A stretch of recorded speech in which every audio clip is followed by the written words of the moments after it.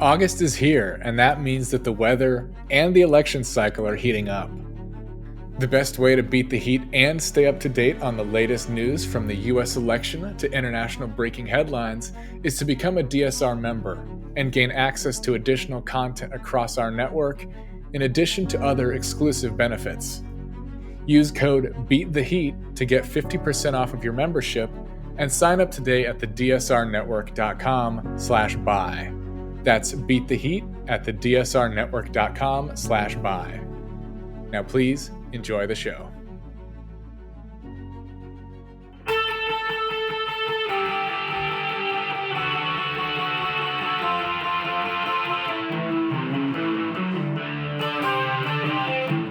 This is the Daily Blast from the New Republic, produced and presented by the DSR Network. I'm your host, Greg Sargent.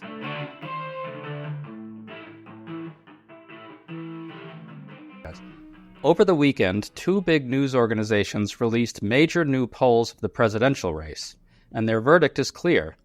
Kamala Harris is putting the Sunbelt states fully in play, giving her more routes to an electoral college victory over Trump than many expected. This raises a number of questions. Is Harris on her way to reversing Trump's gains among Latinos and young voters? Do Democrats have a real chance of building on their successes in the Sunbelt? What exactly does a winning Harris coalition actually look like, anyway? Today we're talking about all this with Amanda Littman, co-founder of Run for Something, which recruits young people to run for state and local office, many of whom are in the Sunbelt. Great to have you on, Amanda. Thank you for having me. Let's start with the biggest poll of the weekend. The New York Times and Siena College survey finds Kamala Harris leading Trump by 50 to 45% among likely voters in Arizona and 49 to 47 in North Carolina. Trump leads in Nevada by only 1 point, 48 to 47, and in Georgia by 4, 50 to 46. Amanda, I have trouble believing that the numbers are quite that good in Arizona and North Carolina. But if Harris is ahead in Arizona has made North Carolina a true toss-up, that's remarkable. It gives her many routes to victory beyond just winning the blue wall states of Pennsylvania, Michigan, and Wisconsin. Do you think from what you're seeing, these numbers capture the real state of play? I think they're directionally indicative of something really important, which is that she is able to bring younger voters, voters of color, Latinos, African-American voters in a way that Trump only could capture because it was in opposition to Biden. When you have a different kind of candidate at the top of the ticket who can talk about things, who's making arguments about reproductive health, about especially housing, I think the conversation around housing is one that is particularly relevant to young people, especially young people of color.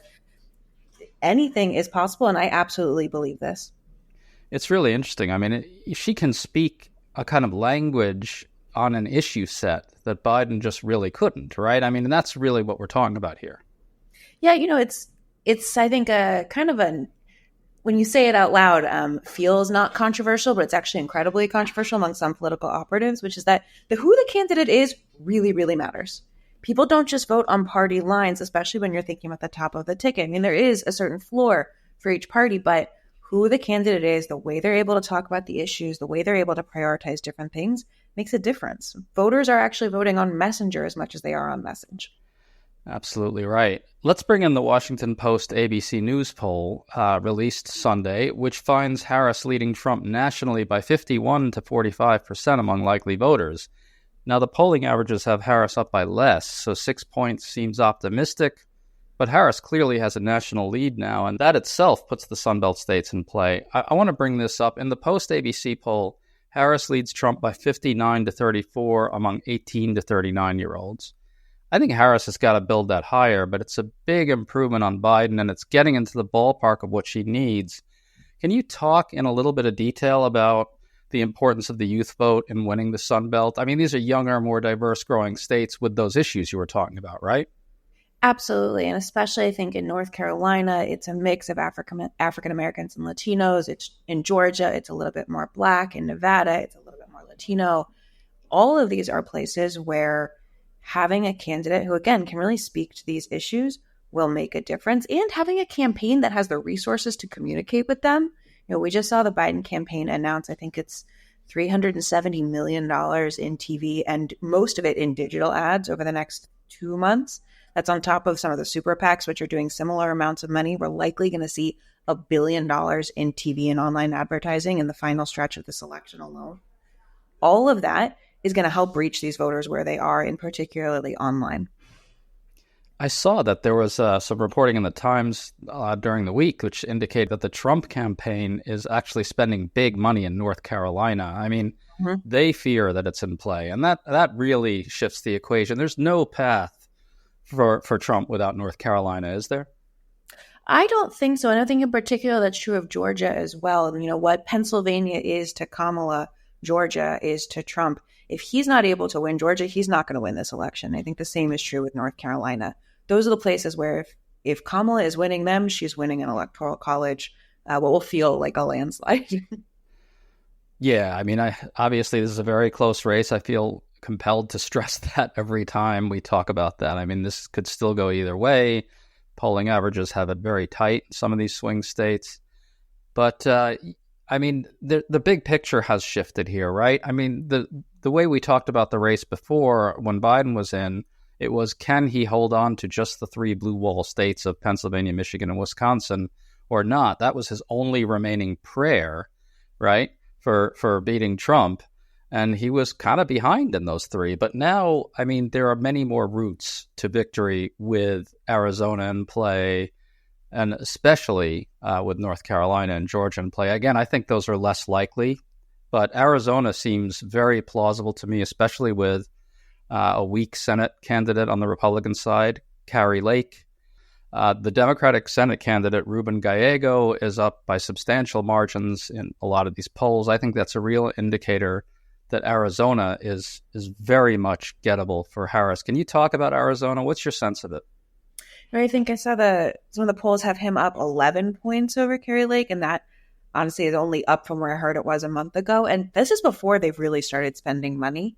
Arizona has been a really interesting place to watch. You know, they had a Republican governor the last time in 2020. That's no longer true. They've got a really competitive state house races.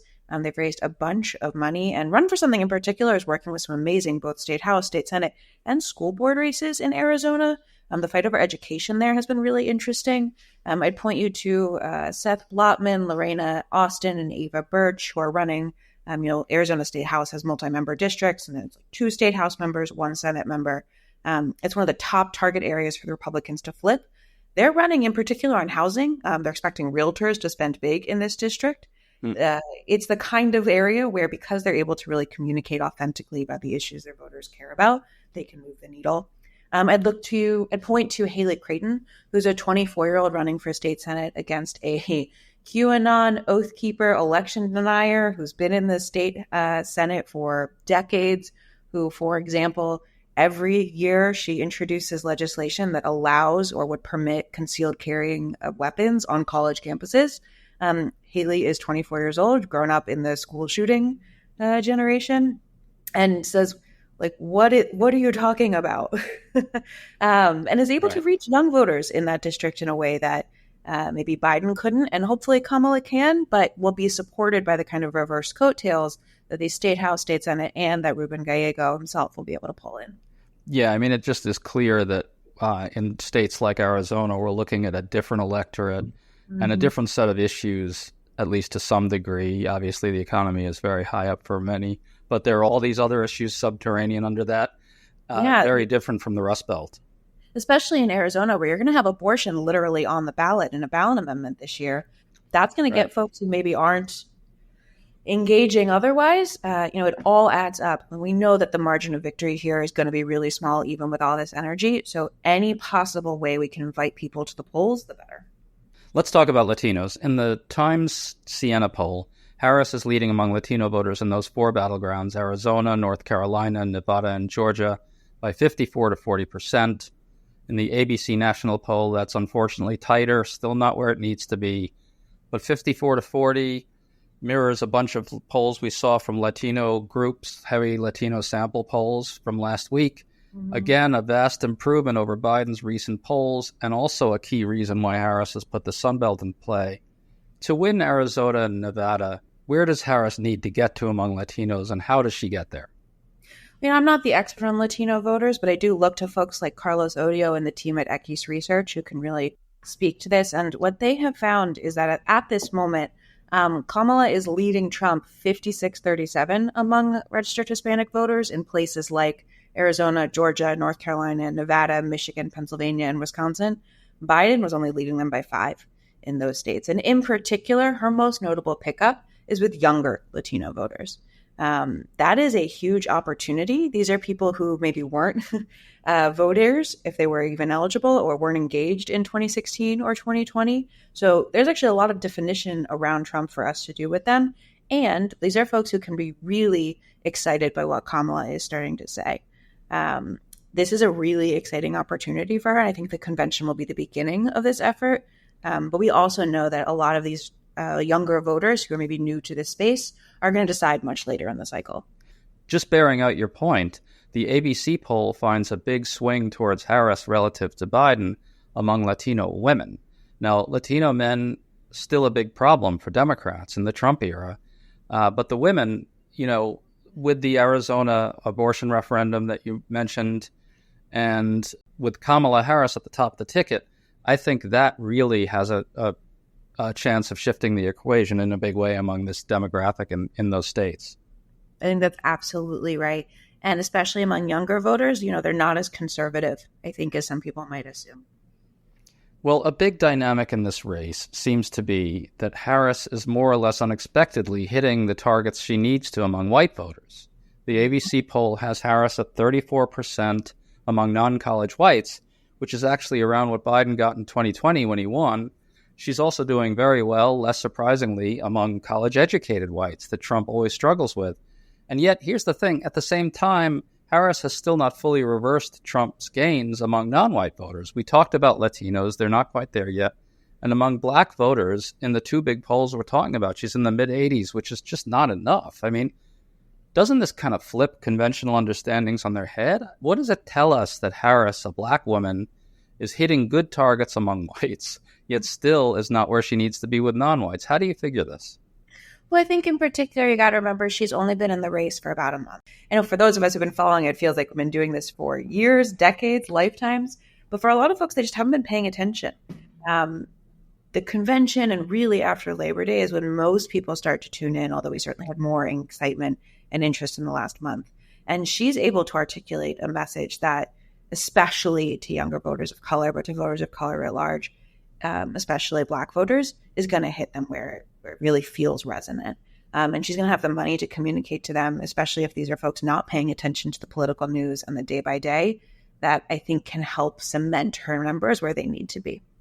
Right. I think that this is just sort of another key dynamic, which is that Trump's lead over Biden was constituted largely among young and non-white voters. And that support is now going back to Harris, but not in the numbers that she quite needs. But still, it's clearly soft support, as shown by the fact that he had them against Biden, and then the second Harris entered, a lot of them stampeded over to her. It's just a matter of getting that last swath of them to close the deal here.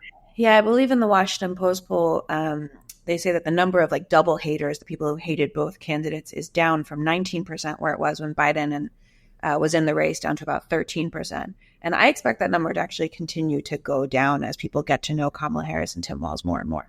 Yeah, absolutely. Let's go big picture. When Biden was in the race, it looked like the only path was through Pennsylvania, Michigan, and Wisconsin, and that he had just completely lost the Sun Belt, right?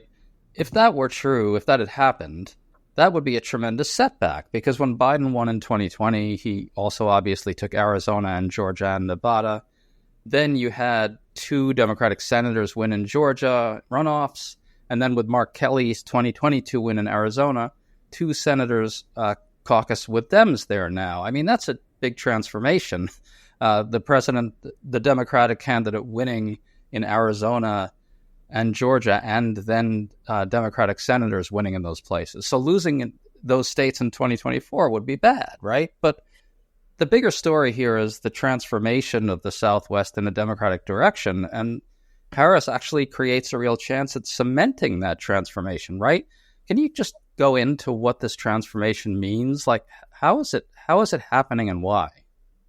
I think part of it is a long-term effort in Georgia, in Arizona, in North Carolina, and in Nevada to really build long-term infrastructure. We saw this with Stacey Abrams starting in 2010, and while she wasn't able to win, so many local candidates, and of course the U.S. Senate races were.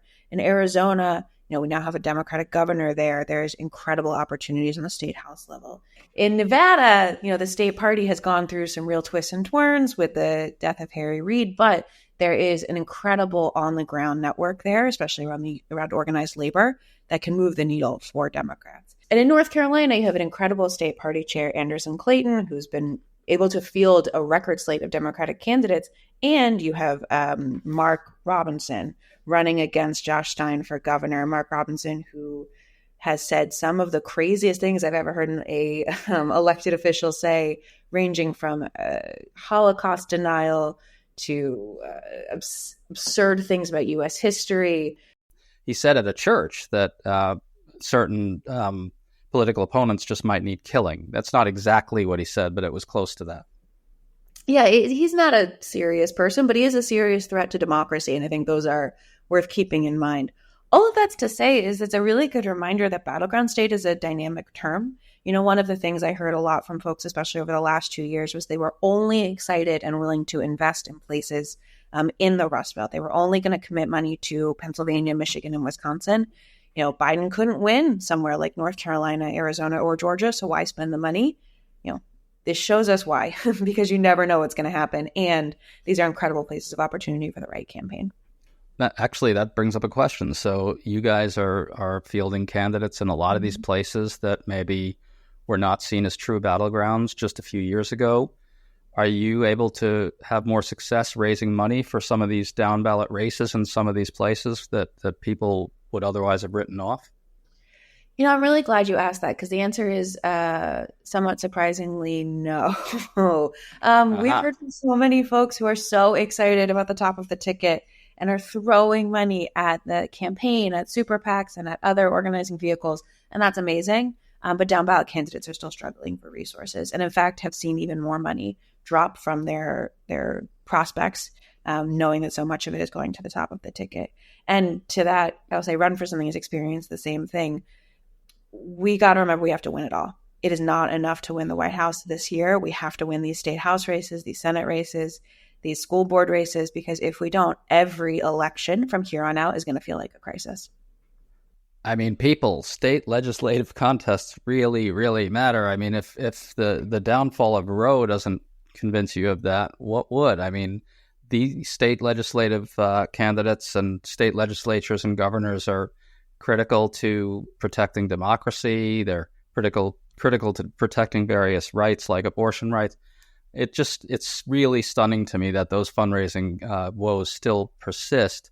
I mean, it's just been a thing among Democratic donors forever, as you know probably better than most people, that they just like the big sexy contests, right?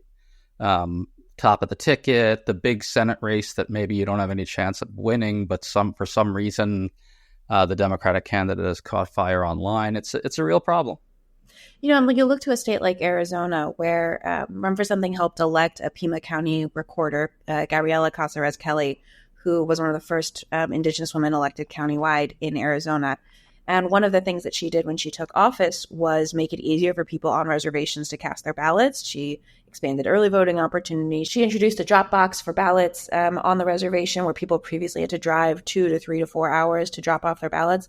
That's the kind of small election that makes it possible for Kamala Harris to win in Arizona in 2024, because more of the voters who are likely would have shown up for her if not for logistical hurdles. Now it can make it a little bit easier. Exactly. The down ballot contests really affect what happens at the top of the ticket down the line, and people should really keep that in mind when making their donation decisions. All right, closing thought here. So now that the Sun Belt is plainly in play, again, this race is very close. Trump could still win it. Nobody should pretend otherwise. I don't think Democrats are pretending otherwise. They know this is going to be a long, hard-fought slog. But now that Harris is really putting the Sun Belt into play, I think that really means Trump is in some legitimate danger now, don't you? I do. I think it's going to be a close election, but I would much rather be us than him right now. we're going into the final stretch. We're going into the convention. We're going to have every possible resource at her disposal. And he's oversaturated the market. He is boring, which is really dangerous for him. And I think it's a moment where we can really capitalize on the joy and the excitement that Kamala and Tim Walz have and carry that through. Ballots start going out end of September. It's not that far till voters will be voting. It really is something else. I mean, it is going in the right direction. Amanda Littman, thanks so much for talking to us today. Thanks for having me. You've been listening to The Daily Blast with me, your host, Greg Sargent. The Daily Blast is a New Republic podcast and is produced by Riley Fessler and the DSR Network.